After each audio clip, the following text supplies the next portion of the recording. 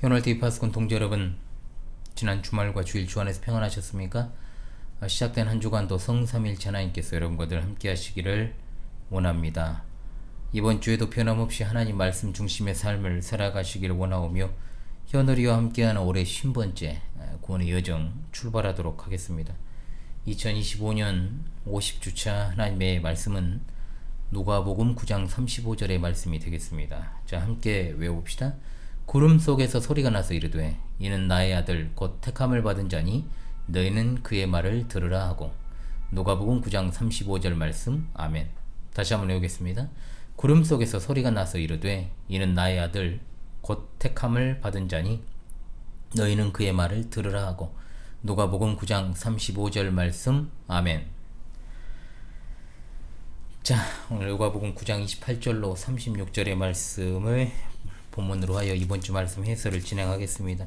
먼저 누가복음 9장 28절로 36절을 제가 낭독하도록 하죠. 이 말씀을 하신 후 8일쯤 되어 예수께서 베드로와 요한과 야고보를 데리고 기도하시러 산에 올라가사 기도하실 때 용모가 변화되고 그 옷이 휘어져 광채가 나더라. 문득 두 사람이 예수와 함께 말하니 이는 모세와 엘리야라. 영광 중에 나타나서 장차 예수께서 예루살렘에서 별세하실 것을 말할세. 베드로와 및 함께 있는 자들이 깊이 졸다가 온전히 깨어나 예수의 영광과 및 함께 선 두 사람을 보더니 두 사람이 떠날 때 베드로가 예수께 여짜오되 주여 우리가 여기 있는 것이 좋사오니 우리가 초막 셋을 짓되 하나는 주를 위하여 하나는 모세를 위하여 하나는 엘리야를 위하여 하사이다. 하되 자기가 하는 말을 자기도 알지 못하더라. 이 말할 즈음에 구름이 와서 그들을 덮는지라. 구름 속으로 들어갈 때 그들이 무서워하더니 구름 속에서 소리가 나서 이르되 이는 나의 아들 곧 택함을 받은 자니 너희는 그의 말을 들으라 하고. 소리가 그침에 오직 예수만 보이더라. 제자들이 잠잠하여 그 본 것을 무엇이든지 그때에는 아무에게도 이르지 아니하니라. 아멘. 예, 우리가 지금 누가복음 9장 1절로부터 50절까지 이 내용은 약 1년 동안의 예수님의 갈릴리 후기 사역에 관한 내용이라 그랬습니다. 갈릴리 후기 사역은 제자들, 즉 사도들의 훈련에 집중한 사역이라고 말씀을 드렸죠. 지난 시간 제자들을 향한 그리스도의 1차 순환 예고, 그리고 제자들에 관한 교훈을 주신 이후에 일어난 예수님께서 이제 산에서 변모하신 사건을 다루는 본문입니다. 예수님께서 산에서 변모하신 그 사건은 기본적으로 부활하신 예수님의 모습을 보여주시고 또 하나님 나라를 미리 드러내 보이시는 아주 중요한 사건, 마태마가 누가복음 모두 여기 걸쳐서 기록되어 있습니다. 앞서 예수님께서는 일정상으로 이제 마태와 마가에서는 6일 전에, 그리고 누가복음에서는 8일 전에 예수님께서 십자가에서 순환당하실 것을 제자들에게 예고하신 바 있죠. 누가와 다른 복음서의 일정이 다른 이유는 뭐냐? 누가는 만 24시간이 되지 않는 날도 하루로 간주하는 헬라식 계산법을 따른 것이기 때문이지 모순이 아닙니다. 이른바 변화산으로 사건으로 불리는 이 말씀은 세 가지의 중대한 의미를 포함하고 있는데요. 첫 번째는 스스로 메시아의 심을 밝히신 예수님의 선포에 대해 하나님께서 인준하신 사건이다, 이렇게 볼 수가 있고, 두 번째는 예수님의 속죄사역과 메시아직은 구약의 모든 율법과 애언의 성취로 예수님으로 인해 새 언약의 시대, 즉 신약시대가 발전될 것임을 보여주는 사건이었으며, 세 번째, 메시아의 신 예수님의 순환, 그분께 능력과 권위가 없어서가 아니라 다만 택자들의 구원을 위해 자발적으로 받으신 것이다. 다시금 부활하시고 승천하셔서 성자 하나님으로서의 영광과 권위를 회복하실 것임을 미리 보여주는 사건이었습니다. 이 시간도 변함없이 이 귀한 사건을 통해 하나님께서 우리에게 주시는 귀한 영적 교훈을 또한 도출하여 상고하는 시간을 갖도록 하겠습니다. 귀 있는 자는 듣고 지켜 행할 줄로 믿습니다. 첫째, 우리 주님의 대속 사역은 구약 성경의 핵심 진리입니다. 여느 때와 다름없이 우리 주님은 기도하시려고 제자 셋을 데려가셨죠. 그리고 그 누구에게도 방해받지 않는 곳으로 가셔서 조용히, 진지하게, 집중적으로 길게 기도하십니다. 그리고 예수님께서 늘 하시던 대로 아버지와 대화를 나누시던 중에 그 영광을 제자들이 볼 수 있는 기회를 부여하신 거죠. 갑자기 그의 얼굴의 영모가 변화되고 그것이 희어져 광채가 났다. 예수님은 세상에서 인간의 모습으로 계셨지만 이때는 하늘에서 원래 가지고 계시던 영광스러운 광채로 변화되신 겁니다. 이것은 분명 출애굽기 34장 29절로 35절에 기록된 모세의 경험을 떠올리게 하죠. 그래서 구약의 율법으로 대변되는 모세가 다름 아닌 예수 그리스도를 예표하는 자로서, 즉 장차 실제로 오실 예수 그리스도를 대변하는 것이다, 그 말입니다. 어찌되었든 이어 30절의 말씀, 문득 두 사람이 예수님과 함께 말하니 이는 모세와 엘리야더라 하겠습니다. 이 사건에서 두 사람이 등장한 것은 굉장히 의미심장합니다. 모세는 우리가 잘 알고 있는 것처럼 출애굽의 지도자였고 또한 구약의 율법을 대표하는 인물이며 엘리야는 구약의 선지자를 대표하는 인물입니다. 자, 예수님께서 이들과 함께 대화 나누시는 장면은 물론 예수님이 구약의 율법과 선지자의 완성, 즉 완전케 하러 오셨다는 것을 입증하기도 하지만 이 두 사람도 과거에 모두 산에서 하나님의 영광을 체험했던 적이 있었고 또한 오실 메시아와 관련되어 있다는 측면에서 중요합니다. 모세는 시내산에서, 엘리야는 호렙산에서 각각 하나님의 영광을 체험했던 인물들인데, 물론 시내산, 호렙산 같은 산이죠. 또한 모세는 하나님으로부터 세움받을 선지자고 메시아를 예언했고 엘리야는 이러한 메시아의 길을 예비하는 인물로 예언되었다. 이 두 사람은 이스라엘 백성들이 가장 존경하는 인물이자 구약을 대표하는 선지자이기도 합니다. 중요한 건 주님과 그들이 대화를 나누는 내용입니다. 31절, 영광 중에 나타나서 장차 예수께서 예루살렘에서 별세하실 것을 말할세 라고 했지 않습니까? 이 부분은 마태, 마가복음에 나오지 않습니다. 그러나 누가는 아주 의미심장한 세 단어를 선택해서 그 내용을 상세하게 언급을 하는데요. 첫 번째 단어는 바로 뭐냐? 장차 무엇을 하실이라는 말로 번역된 헬라어입니다. 이 말은 우리 한글 성경과 달리 막 무엇을 하려던 참이란 뜻입니다. 그러나 원문상에 예수님께서 예루살렘에서 십자가를 지시고 택자들의 죄를 대속하시는 사건이 반드시 가까운 미래에 임박한 것임을 드러내고 있다는 거죠. 두 번째 단어는 별세하실 것을에 해당하는 것을 이라는 말은 원래 뭐냐? 무엇을 채우다란 뜻입니다. 그러니까 영어 성경에서는 대부분 이 단어는 성취하다로 번역이 되었어요. 즉 예수님께서는 계속적으로 채워짐을 통해 성취를 향해 나아가고 계셨다. 예수님이 별세하는 것이 자연적인 것이 아니고 약속된 미래를 향하여 계속적으로 나아가는 자신의 의지적인 죽음이었다라는 것을 드러내고 있습니다. 즉 세 번째 단어는 별세라고 번역이 된 단어인데 이 말은 엑소더스입니다. 무엇으로부터 벗어나다. 이걸 가리킨과 동시에 이스라엘 백성의 과거 출애굽을 또한 연상케 하는 단어죠. 뜻하는 단어고요. 그런데 본문에서처럼 왕국어법으로 사용되어서 이 땅의 삶으로부터의 벗어남, 죽음을 가리키는 단어로 사용되었습니다. 동시에 이 말은 예수님의 진정한 거처가 이 땅이 아님을 보여주는 거죠. 예수님의 죽으심은 이 땅을 유일한 안식처로 생각하는 인간들이 맞이하는 죽음과 다르다. 또한 동시에 의도적으로 이스라엘의 출애굽이 가지는 의미, 그것은 단순히 이집트의 노예 생활에서 해방된 것만을 가리키는 것이 아니라 이스라엘에 대한 하나님의 구원을 의미하는 것처럼 예수님의 죽으심은 곧 인류에게 있어 유일한 죄의 해방구이자 택자들의 구원을 위한 것임을 보여주는 것이다 하는 겁니다. 그런데 예수님께서 대속의 유일한 구주로 세상 죄를 지고 가는 하나님의 어린 양으로 예루살렘에서 속죄의 십자가를 지시는 일을 구약 성경을 대표하는 모세와 엘리야와 더불어 대화하셨다는 건 바로 구약 성경의 핵심이 주님의 십자가에 당하실 그 대속 사건임을 암시해 주는 겁니다. 그렇습니다. 주님의 속죄 사역은 온 율법과 선지자들의 핵심 메시지였던 겁니다. 그러므로 구약과 신약을 따로 떼어 놓으려는 시도, 그리고 율법과 복음을 분리하려는 것이 얼마나 잘못된 이단 사설인지 우리가 또한 알 수 있게 되는 겁니다. 물론 구약에는 그리스도의 사역과 관련이 없는 내용도 많습니다. 그럼에도 폭넓은 의미에서 구약은 그리스도의 대속 사역과 직간접적으로 관계되어 있습니다. 주님은 말씀하셨습니다. 너희가 성경에서 영생을 얻는 줄 생각하고 성경을 연구하거니와 이 성경이 곧 내게 대하여 증언하는 것이니라. 여기 성경은 곧 구약 성경입니다. 또 바울 사도도 주님의 십자가 대속 사역을 증언하되 이제는 율법 외에 하나님의 한 의가 나타났으니 율법과 선지자들에게 증거를 받은 것이라.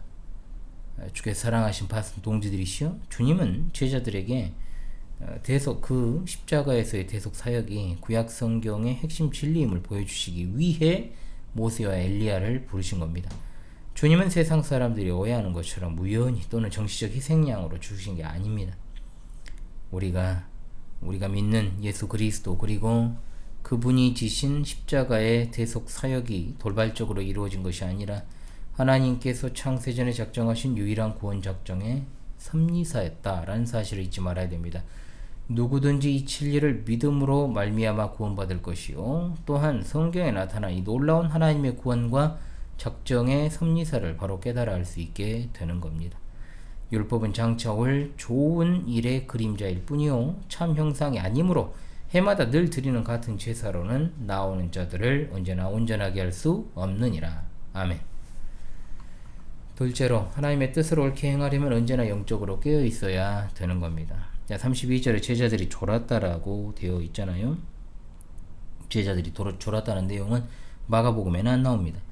누가복음은 제자들을 부정적으로 기록하지는 않았습니다. 제자들이 피곤했다는 걸 명시한 것이지 졸았다고 해서 비난하려는 목적으로 기록한 게 아니라는 거예요. 베드로가 이제 엉뚱한 말을 하는 것에 대해서 변호해 주는 겁니다. 문제는 베드로를 비롯한 3명의 제자가 졸았다 이게 아닙니다. 또한 그들이 예수님과 함께해서 모세와 엘리야를 보던 시점은 온전히 깨어난 시점이라고 32절에 나옵니다. 문제는 그들이 졸았다가 아니고 그 이후 베드로가 보인 반응이죠. 행동. 베드로가 33절에서 주여 우리가 여기 있는 것이 좋사오니 우리가 초막 셋을 짓되 하나는 주를 위하여 하나는 모세를 위하여 하나는 엘리야를 위하여 하사이다. 왜 갑자기 베드로는 이런 느닷없는 소리를 하고 있을까요? 그것은 바로 베드로를 비롯한 제자들이 아직도 영적으로 무지하다는 겁니다. 첫째로는 우리가 초막 셋을 짓겠다고 했는데 예수님을 감히 모세와 엘리야와 동일시하는 영적 무지를 범했다는 것 첫 번째. 두 번째, 초막이라는 단어 가운데 지금까지 계속적으로 추구해 오신 예수님의 사역의 본질을 깨닫지 못하는 무지가 나타나고 있어요. 뭐냐? 우리가 초막 셋을 짓되라는 말에 주목하십시오. 지금 그 영광을 목도한 자들이 몇 명입니까? 베드로와 요한과 야고보 3명입니다. 그럼 자연스럽게 예수님, 모세, 엘리야를 가리키지만 여기에는 베드로와 요한과 야고보도 포함이 되는 거예요. 한 사람은 주와 함께, 한 사람은 모세와, 한 사람은 엘리야와 함께 살자는 거죠. 예수님께서 하나님의 그리스도시라고 고백했던 베드로가 아직까지 당시 많은 사람이 파악하는 것처럼 예수님을 구약의 여느 선지자와 똑같이 생각하고 있었다라고 하는 겁니다. 또한 초막의 어원을 살펴보자면 그 뜻은 자신이 정착하려는 곳에 그늘을 만들어 안주하려는 것입니다. 베드로는 지금 모세와 엘리야 그리고 예수님과 함께 영광 가운데 있는 것이 너무 좋아서 그곳에 정착하기 위한 거주지를 짓자고 한 거죠. 머리 둘 곳이 없이 황량한 세상에서 안식도 제대로 못 취하고 끊임없이 하나님 나라 복음을 선포하시고 가르치신 예수님의 사역의 본질을 아직도 깨닫지 못한 거예요. 물론 베드로의 이런 어떤 초막을 짓자고 했던 행동은 당시 풍습으로는 문제될 것이 없습니다. 왜냐? 선임을 위해 천막을 지어서 대접하는 관습이 매우 일반적이었으니까요. 그러나 그것이야말로 하나님의 뜻을 정면으로 역행하는 것이었다. 예수님께서는 모세와 엘리야가 나눈 대화처럼 산 위에 머무르실 분이 아니라 예루살렘으로 내려가셔서 대속의 십자가를 지셔야 될 분이시기 때문입니다. 또한 모세와 엘리야도 당연히 하늘로 올라가야 할 자들이죠. 이들은 지상에서 사명을 마치고 천국에 올라간 자들입니다. 사명을 위하여 예루살렘에 내려가셔야 될 주님과 사명을 마치고 하늘로 올라가야 할 모세와 엘리야에게 초막에 머물자고 한 건 아무리 이해를 해주려고 해도 무지하고 어리석은 제안이었다는 겁니다. 다시 말씀드립니다만 누가복음의 본문은 베드로와 제자들이 졸고 있다는 것에 어떤 주목하려는 거 아닙니다. 집중하는 거 아닙니다.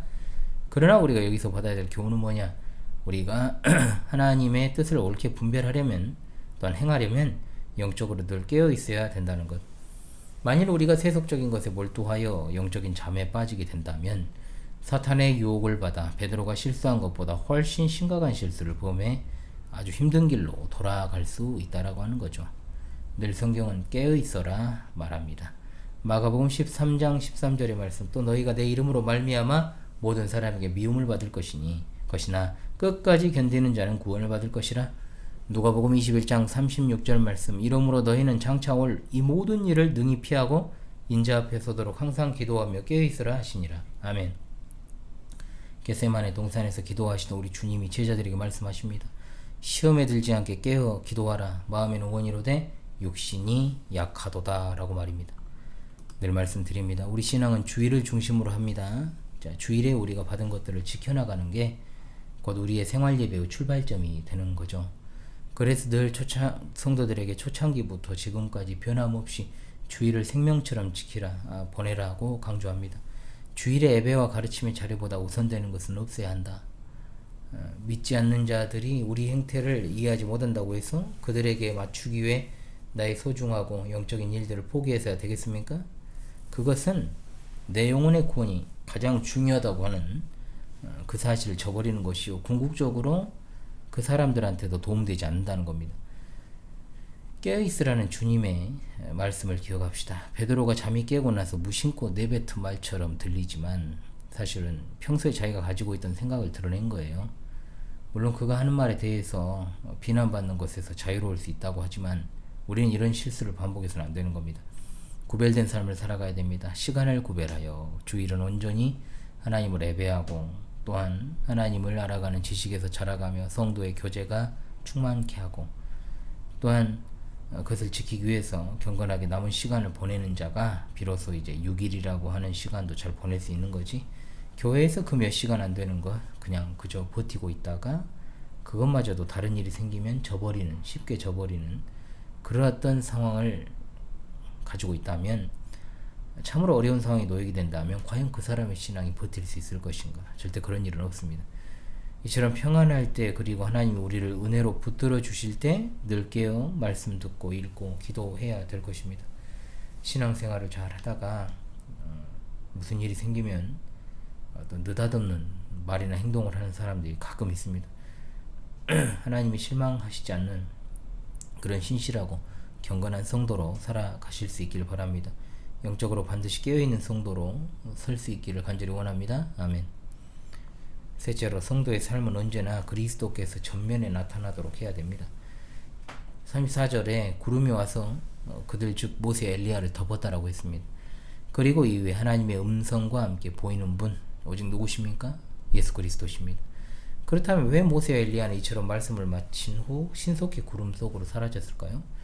모세가 어떤 사람입니까? 유대인에게 있어 모세는 하나님 다음의 인물이에요.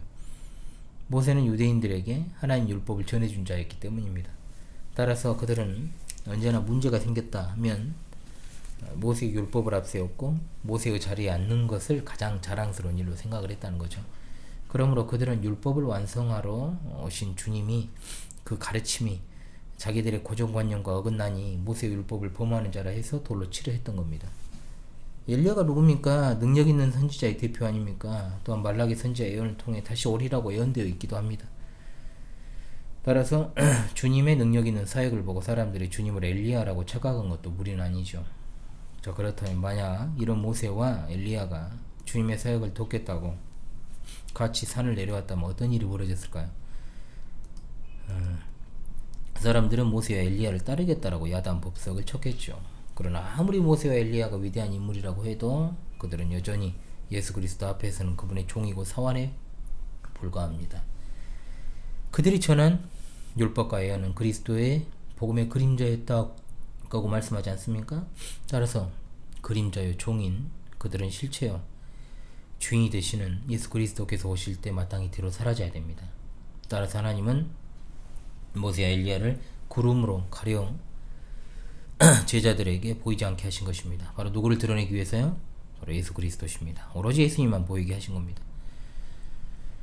우리가 늘 기억해야 됩니다. 우리가 이 땅 살아갈 때 그리스도인이란 타이틀을 가지고 살아갑니다. 나는 내가 아니라 그리스도가 드러나야 되는 삶을 살아야 됩니다. 그것이 바로 그리스도인이란 말의 어원입니다. 그분을 닮아가려 하고 그분이 가신 길을 따라가고 그분만을 정말 따르는 것, 그것이 그리스도인이라고 하는 거죠. 따라서 그리스도인이란 말은 그리스도가 드러나는 사람이란 말이지 여전히 나의 자아가 드러나는 삶을 살면서 그리스도인이라는 명칭은 가당치 않습니다. 세상에 드러나야 하는 것은 그리스도시지 내가 아니에요. 복음을 전할 때도 마찬가지죠. 우리는 가교 역할을 중요시하지만 사실 그거 아무것도 아니에요. 가교는 그리스도께서 하나님과 우리 사이에 유일한 중보자가 되신 그 사실이 중요한 거지, 우리가 누군가를 주님께로 인도한다고 해도 그것 자체가 주목받아야 되는 것은 아니고 반드시 예수 그리스도께서 드러나야 됩니다. 자, 지지난주 말씀 해설에서도 말씀드린 것처럼 개인 간증은 무익하다고 했던 것을 기억하실 겁니다. 왜냐? 개인 간증은 그 사람을 돋보이게 하는 거지 결코 그리스도 안에서 그리스도께서 영광 받으시는 경우를 별로 보지 못했습니다. 개인적 체험은 개인에서 그치면 됩니다. 이 시대에 개인적인 어떤 체험을 떠벌리고 다니는 사람치고 온전한 신앙인이었고, 또 역사적 기독교의 신앙노선을 온전히 따르는 자도 본 적이 없어요. 개인 간증의 내용도 사실 어떻게 보면 개판인 경우도 많고요. 실컷 그냥 자기 자랑 해놓고 이 모든 일을 하나님이 하셨다고 마무리 지으면 그것이 뭐 하나님께 영광을 돌리는 것입니까? 또 그것이 예수 그리스도를 드러내는 것입니까? 가만히 있으면 중간이라도 간다 했습니다. 크게 잘못된 행태들이 너무 많습니다. 우리의 본분은 무엇인가? 하나님의 영광을 비추는 도구입니다. 주님의 종입니다. 노예입니다. 종이 상전 노릇하면 맞아 죽죠. 우리가 하나님의 자녀된 것은 원래 하나님의 아들이신 예수 그리스도의 대속 사역으로 말미암아 우리에게 주신 하나님의 선물인 거지, 우리가 자녀가 되었다 해서 예수 그리스도와 동등한 위치에 선 게 아니잖아요. 자, 여전히 우리 무익한 종입니다. 오로지 하나님의 은혜로 말미암아 하루하루 살아가는, 은혜로 사는 은혜의 하루살이다. 하나님이 우리의 호흡을 중단케 하시면 그대로 가야 되는 것이 우리 인생이잖아요. 그런데 무엇이 잘났다고 예수님도 모르고 천년만년 살 것처럼 인생 살아가는 자들처럼 교회 안에서 자기 자랑을 합니까? 이것저것 썩어질 것들을 자랑합니까? 진짜 교만한 자는 어떤 자냐? 자기가 겸손하다고 생각하는 사람이에요. 이 말뜻을 하셔야 됩니다. 진짜 교만한 자는 어떤 자라고요? 자기가 겸손하다고 생각하는 사람이에요. 간절히 원합니다. 자기를 부인하고 제 십자가를 지고 그리스도를 따르는 자가 그리스도의 제자입니다. 고린도전서 3장 7절 말씀. 그런즉 심는 자나 물 주는 이는 아무것도 아니로되 오직 자라게 하시는 이는 하나님 뿐이니라. 또한 아울러 제자들이 그 본 것을 무엇이든지 그때에는 아무에게도 이르지 아니하니라 했는데, 이 세 제자가 침묵한 건 오로지 주님의 사역에 방해가 되지 않으려는 것 외에는 없습니다.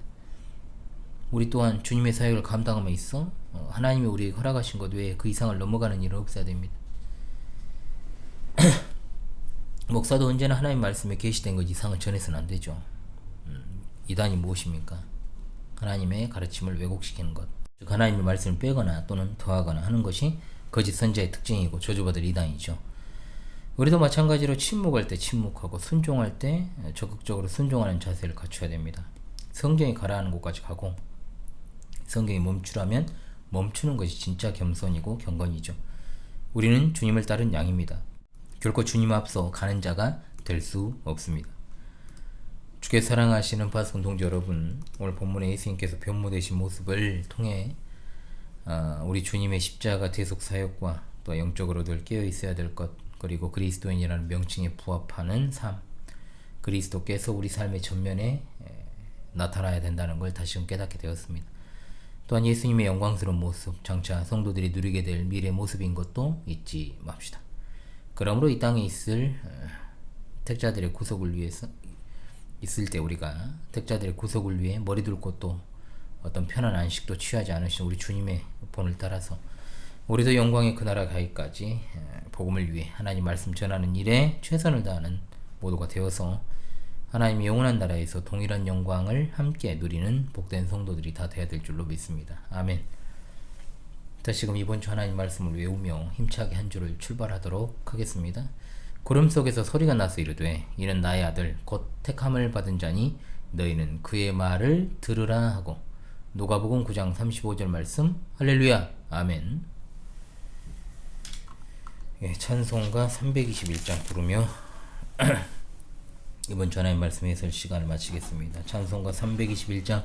날 대속하신 예수께, 날 대속하신 예수께 내 생명 모두 드리니 늘 진실하게 하소서. 내 구주 예수여, 나 구주 위에 살리라. 내 기쁨 한량 없으리. 내 갈 길 인도하소서. 내 구주 예수여, 날 구원하신 예수를 일평생 의지하오니 날 영접하여 주소서. 내 구주 예수여, 나 구주 위에 살리라. 내 기쁨 한량 없으리. 내 갈 길 인도하소서. 내 구주 예수여, 주 십자가에 달리사 날 자유하게 했으니, 내 몸과 마음을 주 위에 다 쓰게 하소서. 나 구주 위에 살리라. 내 기쁨 한량 없으리. 내 갈 길 인도하소서. 내 구주 예수여.